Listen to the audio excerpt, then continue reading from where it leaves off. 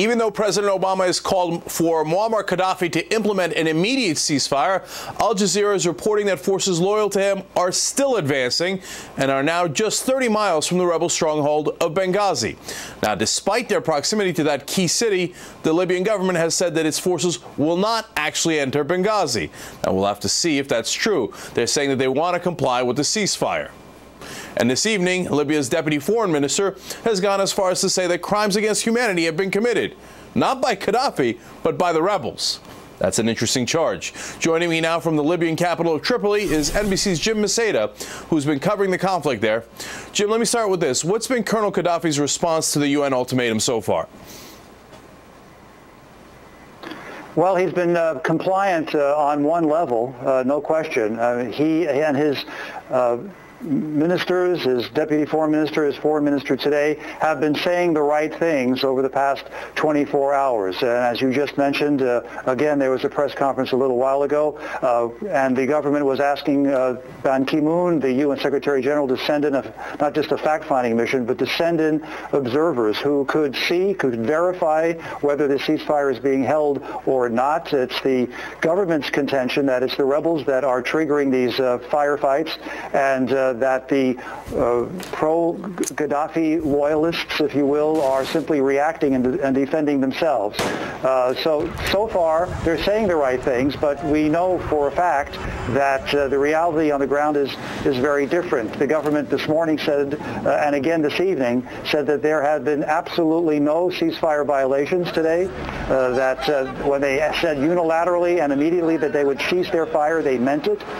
Meanwhile, in places, at least 3 or 4 places across the country, both in the west here where we are and in the east, there have been verified eyewitness accounts with sounds of shelling and artillery in the background of phone conversations to prove hours after the ceasefire was declared that there was no ceasefire in these places. So again, on one level, it sounds compliant, but when you dig a little deeper, you see that it's probably more about buying some time and giving the regime a chance of breathing room to try to figure out their next move.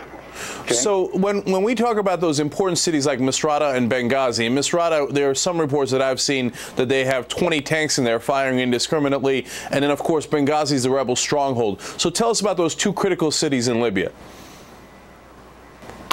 There's no fighting in Benghazi right now. I heard the Al Jazeera report as well suggesting that the front line is now 30 miles to its south.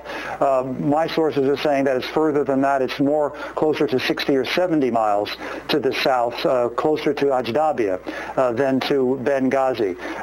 In terms of Misrata, there's no question. In those phone conversations where we actually hear shelling in the background, that came from Misrata. There's a group of doctors in Misrata who were relaying constant information, almost like tweetering, on to friends, doctor friends back in the States, and they're relaying information to the media here. And they're saying that, yes, there were a dozen or 2 tanks in the center of town shooting indiscriminately. They have seen dozens upon dozens of civilian casualties and fatalities, as many as 40 killed today in Misrata. And it's important, Misrata, because it's probably the last significant rebel-held town. And as Gaddafi buys more time over the next critical day or 2 or 3 before any no-fly zone is in place, he is pummeling the center of Misrata from those rebels so that he can consolidate the whole of the western part of the country and perhaps sit on that, try to negotiate a rump western pro-Gaddafi state out of the situation right now. I think that's excellent insight. I think that's almost certainly what's happening there. He wants to consolidate, and then maybe he'll bring in the UN forces and help him shore up that territory that he's now trying to win over. Jim Maceda, great reporting from Tripoli, Libya. We really appreciate it tonight. My pleasure.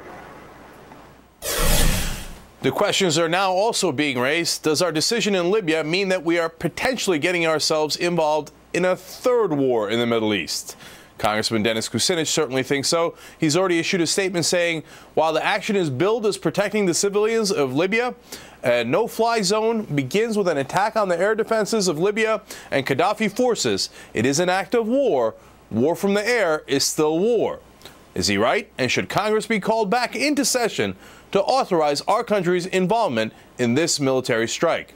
Well, let's ask him. Joining me now is Democratic Congressman Dennis Kucinich from Ohio. Congressman, what exactly do you mean? Thank you for joining us. What exactly do you mean that it is an act of war?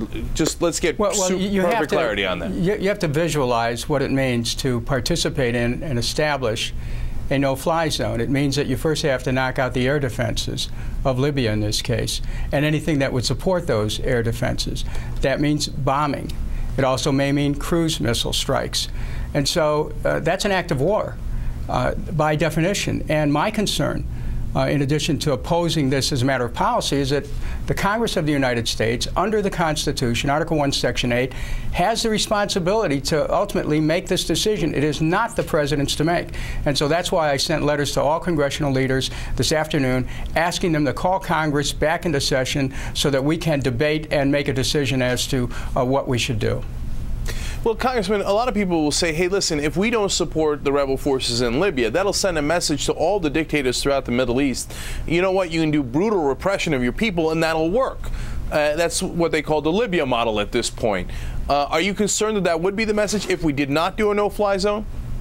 Well, I'm concerned that if we do a no-fly zone and become entrained in a third war in that area and in the Muslim world, that we're sending another message. We're sending a message that says that the U.S. is ready to pursue aggression against anybody we don't agree with in that region.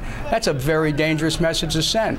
We don't have the money to pursue this, Cenk. We don't have the resources militarily to pursue this. We've got great pilots. We've got people who can do their job. But essentially, we're spreading ourselves so thin already.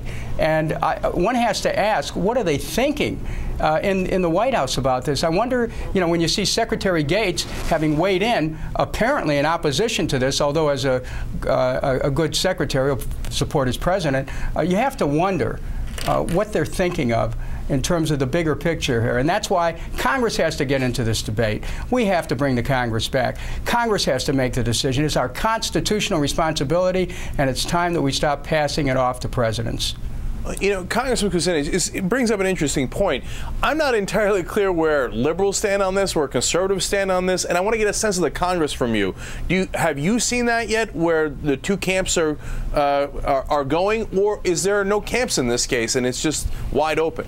I think it's wide open, Cenk. I don't, you know, liberal and conservative keeps getting redefined. On our debate on Afghanistan yesterday, we had some of the most conservative members of Congress, Ron Paul, Jason Chaffetz, and others, and Walter Jones join us in trying to get out of Afghanistan. I think that members of Congress are concerned about our troops. We're concerned about spreading ourselves too thin, and we're concerned about the cost. And so this ought to be debated in the Congress. It should not be for the President of the United States to make this very powerful statement that sends a signal to the world that we're ready to get engaged in a no-fly zone without Congress having the chance to make the decision. It's not up to the President. He can't make that decision. There's no vital interest to the United States directly at stake here. He cannot tell the American people there's an imminent threat to the United States. And frankly, President Obama himself, listen to this quote, December 20th, 2007, as Senator Obama, he said, the President does not have the power under the Constitution to unilaterally authorize a military attack in a situation that does not involve stopping an actual or imminent threat to the nation. Now, he can't meet his own test. That's why he needs to come back to the Congress and ask for permission. But, Congressman, that was his candidate, Obama. So we've learned that sometimes those are different. All right, but real quick, last question for you. So do you think that President Clinton made a mistake when he did something similar in Bosnia?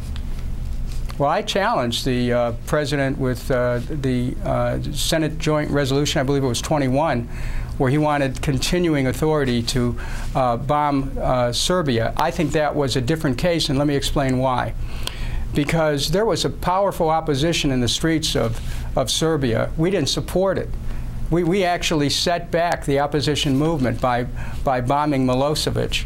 And but in this case, there's more of a real civil war going on, and we have to be very careful about getting in the middle of this. A third war, a third front, the loss of lives of our people, the innocent civilians, this becomes a nightmare, and that's why all those who are urging caution right now should be listened to. But even more than that, we need to bring the United States Congress, which has a constitutional responsibility to make the decision as to whether to go to war. It's not up to the president.